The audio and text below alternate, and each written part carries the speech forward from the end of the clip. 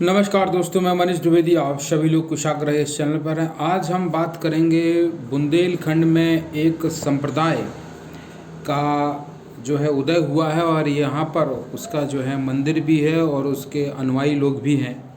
बुंदेलखंड में आप एक ज़िले को जानते होंगे, पन्ना ज़िले को। पन्ना ज़िले को आप सभी लोग ज़्यादातर हीरे के लिए जानते होंगे कि यहाँ पर हीरा मिलता है, या ज़्यादा से ज़्यादा आप जुगल किशोर के मंदिर के लिए जानते होंगे। और ज़्यादा जानते होंगे तो छत्रसाल की राजधानी भी जो है पन्ना रही है ना। पन्ना को पन्ना नेशनल पार्क के लिए भी जानते होंगे, ठीक है।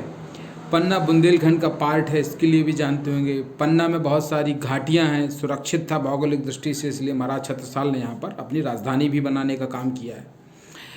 तो अब एक किंवदंती बहुत सारे लोगों ने सुनी होगी कि भाई पन्ना में हीरा क्यों मिलता है, उसके भौगोलिक कारण तो आप लोग जानते हैं। एक किंवदंती क्या है? किंवदंती ये है कि छत्रसाल के गुरु थे प्रणामी संप्रदाय के ही, ठीक है। उनका नाम भी प्रणामी ही पड़ गया, लेकिन उनका मूल नाम महराज था। तो उन्होंने छत्रसाल ने जब उनको पनाह दी कि आप यहाँ रहिए और यहाँ अपने संप्रदाय का प्रचार कीजिए, यहाँ आप सुरक्षित है, क्योंकि औरंगजेब के काल में काफ़ी जो है धर्म के नाम पर काफ़ी यातनाएं मिल रही थी हिंदू वर्गों को, और भी जातियों में भेदभाव था। तो ये जो प्रणामी संप्रदाय के गुरु थे प्रणामी, तो वो भेदभाव नहीं मानते थे, जाति पाति के भेद को मिटाने का काम करते थे हिंदू धर्म में। हिंदू मुस्लिम एकता को लेके भी उन्होंने बहुत कुछ लिखा है, अपन आगे चर्चा करेंगे, बोला है उन्होंने।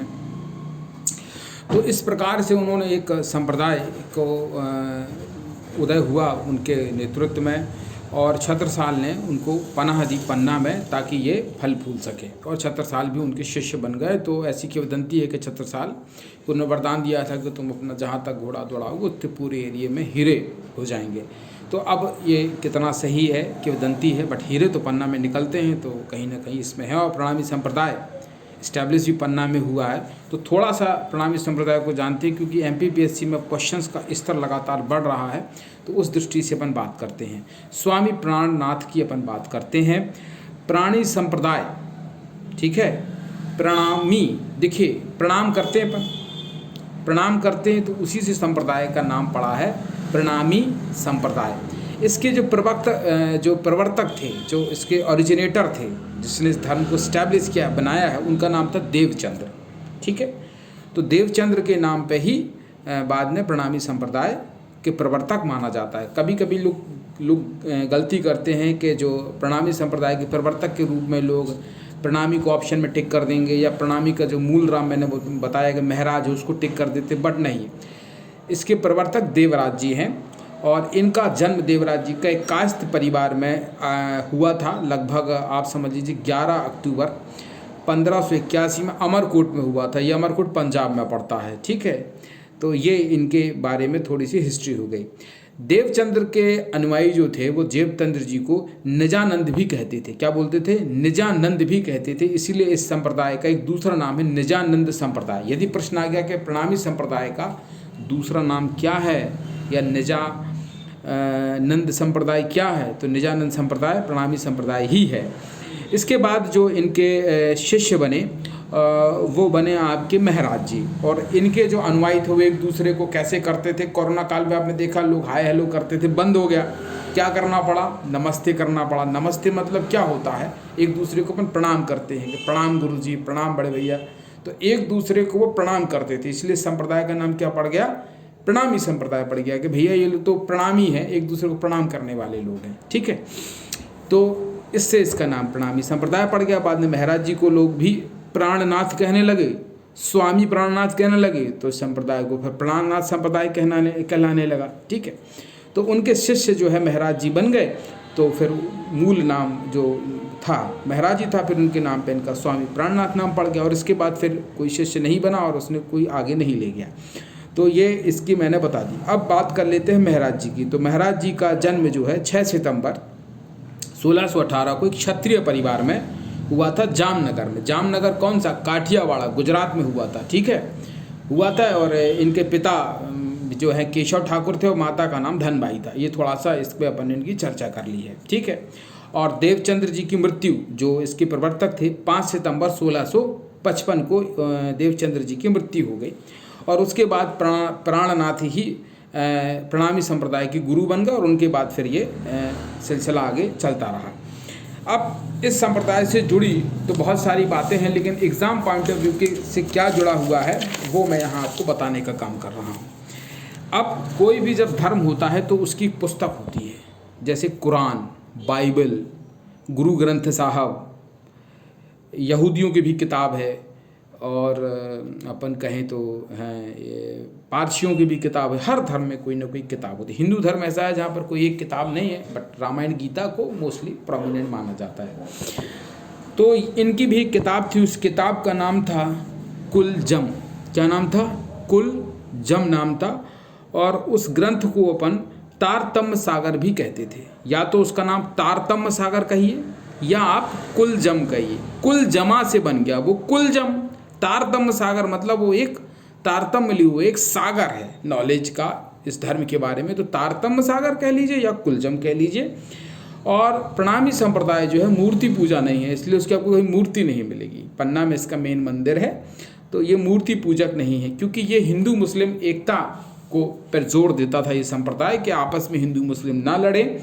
इसीलिए उनके स्वामी ने मूर्ति पूजा को नहीं माना, मतलब ये निराकार को विश्वास करते थे, है ना। और इसीलिए ये बोलते थे कि हिंदू मुस्लिम एकता के लिए ये कड़ी बन सकती है, क्योंकि मूर्ति पूजक नहीं है। इसके बाद हम बात करेंगे कि यह स्वामी जो कुलजम है ये क्या है। कुलजम में स्वामी प्राणनाथ जी की वाणियों जो उन्होंने बोली हैं एवं उपदेशों का संकलन है। स्वामी प्राणनाथ कई भाषाओं के ज्ञाता थे। स्वामी जी जिस भी प्रांत में जाते थे उसी भाषा में संभवतः अपना उपदेश देते थे। इसी कारण कुलजम ग्रंथ में विभिन्न भाषाएं मिलती हैं, जिससे आप उसको पढ़ेंगे तो उसमें सिंधी भाषा भी मिलेगी। चूँकि गुजरात के थे तो गुजराती भी मिलेगी। गुजरात से सिंध प्रदेश पाकिस्तान का लगा है, तो गुजरात के लोगों को उस ज़माने में सिंधी भी आती थी। तो सिंधी भाषा, गुजराती भाषा, हिंदी भाषा आदि में उन्होंने उपदेश दिए हैं। फारसी शब्दों का भी इस्तेमाल हुआ है, मुहावरों का भी इस्तेमाल जो है कुलजम में हुआ है। कुलजम में कुल 14 ग्रंथ थे। इसको अंडरलाइन कर लीजिए, लिख लीजिए ध्यान से। कुलजम में कुल 14 ग्रंथ थे, 14 ग्रंथ थे। मैं एक एक ग्रंथ का नाम यहाँ पर बोलता हूँ, ध्यान से सुनिएगा। आप जब वीडियो देखेंगे तो उसको स्लो स्पीड में एक एक करके लिख सकते हैं आप, या आप हमारे टेलीग्राम चैनल पर जाएंगे तो वहाँ मैं इसकी PDF दे दूँगा, ठीक है। पहला था रास, दूसरा था प्रकाश, जो कि प्रकाश जो था वो हिंदुस्तानी और गुजराती लैंग्वेज में उन्होंने कहा है। फिर थी पट ऋतु, तीसरा था कलल जो गुजराती और हिंदुस्तानी में था। फिर था संध, छठा था कीरंतन, ठीक है, छठा था कीरंतन। सातवां था खुलासा, ठीक है। आठवां था खिलवत, नौवां था परिक्रमा, 10वां है सागर, 11वां है सिंगार, 12वां है सिंधी और 13 है मार्फत सागर और चौथा है कयामत नामा। चौथा क्या है? कयामत नामा।